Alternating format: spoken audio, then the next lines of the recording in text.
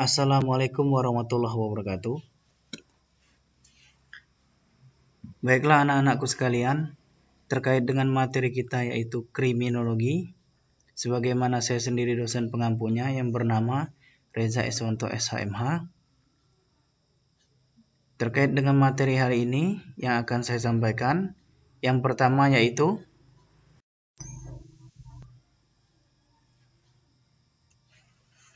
eksistensi kriminologi.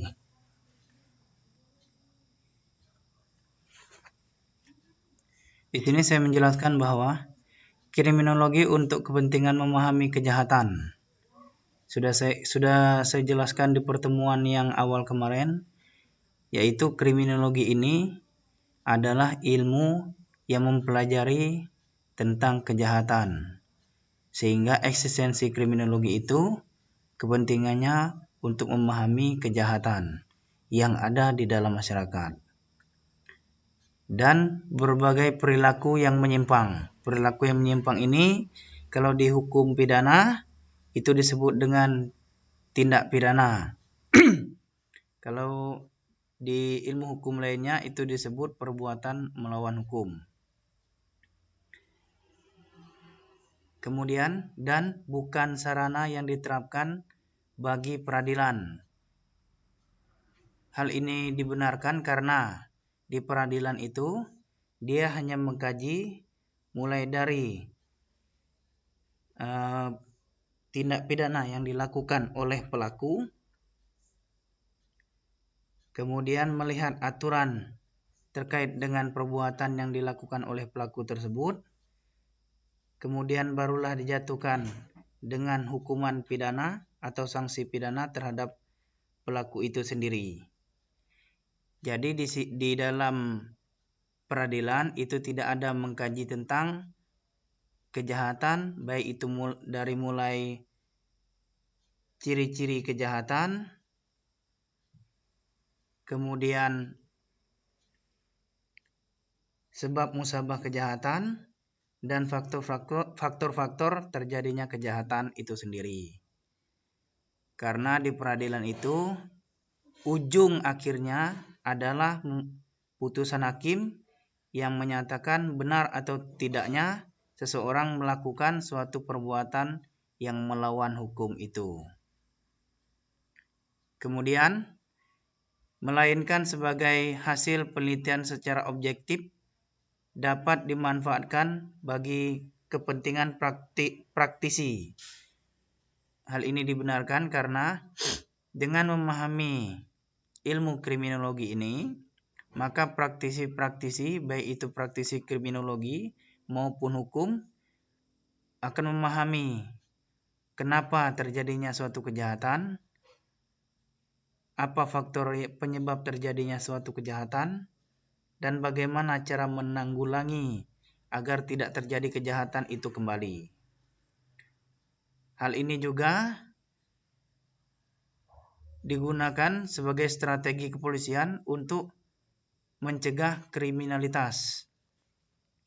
Jadi para polisi dengan memahami ilmu kriminologi ini,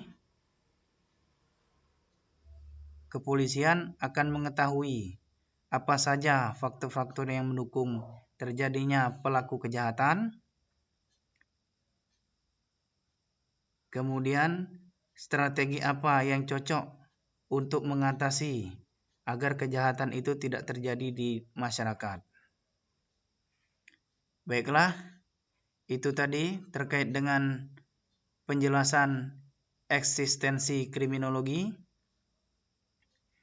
Jadi di sini kriminologi itu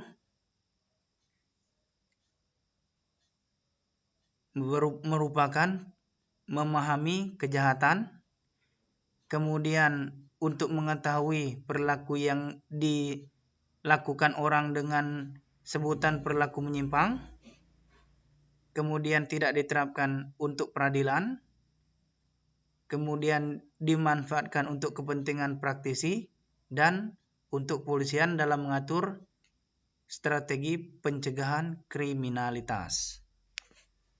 Baiklah, materi selanjutnya yaitu Tujuan kriminologi. Jadi kriminologi ini selain mempunyai eksistensi, dia juga mempunyai tujuan. Adapun tujuan yang pertama yaitu untuk memberi petunjuk bagaimana masyarakat dapat memberantas kejahatan dengan hasil yang baik dan lebih menghindarinya. Jadi yang penjelasan pertama ini, bagaimana masyarakat memberantas kejahatan. Dengan adanya ilmu kriminologi ini diketahui oleh masyarakat, maka masyarakat dapat setidaknya mencegah sebelum memberantas. Akan tetapi jika kejahatan itu sudah terjadi dan banyak mengakibatkan korban, maka kejahatan itu bagaimana cara memberantasnya.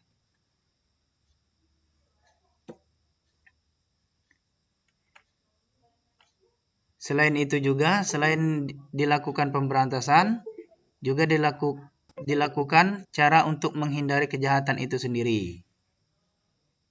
Yaitu dengan cara lebih waspada terhadap setiap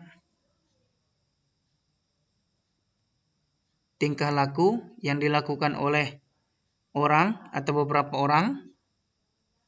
Dengan adanya kewaspadaan itu, maka akan menutup niat seseorang untuk melakukan suatu kejahatan. Contohnya, apabila kita mempunyai HP, maka HP itu harus kita simpan atau harus kita pegang, atau HP itu harus melekat pada diri kita. Jika HP itu kita letakkan di meja atau di suatu tempat umum, maka kalau memang HP itu bernilai mahal, maka akan mengundang untuk orang melakukan suatu kejahatan, seperti melakukan pencurian terhadap HP tersebut. Baiklah, itu tadi penjelasan untuk poin nomor 1. Kemudian poin untuk nomor 2 yaitu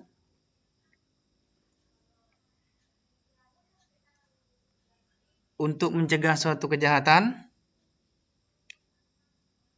kemungkinan timbulnya akibat yang merugikan, baik bagi pelaku, korban, maupun masyarakat.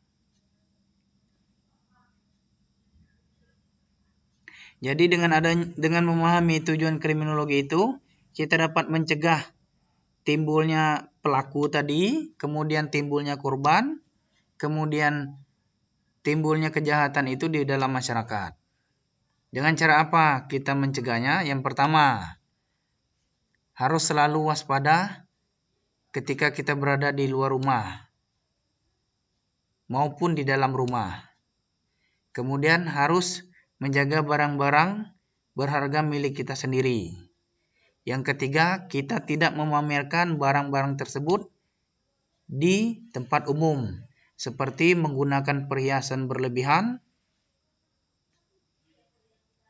baik itu emas maupun perak, karena kita menggunakan perhiasan berlebihan di tempat umum, itu akan mengundang seseorang untuk melakukan kejahatan.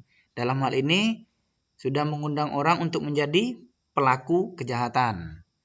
Jika memang terjadinya suatu kejahatan tersebut, maka dirampaslah barang berharga itu oleh pelaku, maka kita pun dalam hal ini sudah menjadi korban dari kejahatan itu sendiri. Akibat dari banyaknya kejahatan yang terus berkembang, sehingga membuat masyarakat menjadi resah. Makanya di sini akibat dari kejahatan itu dapat menimbulkan atau merugikan baik bagi pelaku, korban maupun masyarakat. Karena dengan adanya kejahatan ini semuanya dirugikan. Tidak hanya satu orang, melainkan beberapa orang. Baiklah, Itu tadi penjelasan materi tentang tujuan kriminologi. Semoga materi yang saya sampaikan dapat bermanfaat untuk kalian semua. Jika memang ada kata-kata yang salah dalam penyampaian saya, mohon dimaafkan karena saya menjelaskan di sini terkait dengan materi, tidak ada unsur yang lainnya. Saya akhiri, wabillahi taufik wal hidayah. Wassalamualaikum warahmatullahi wabarakatuh.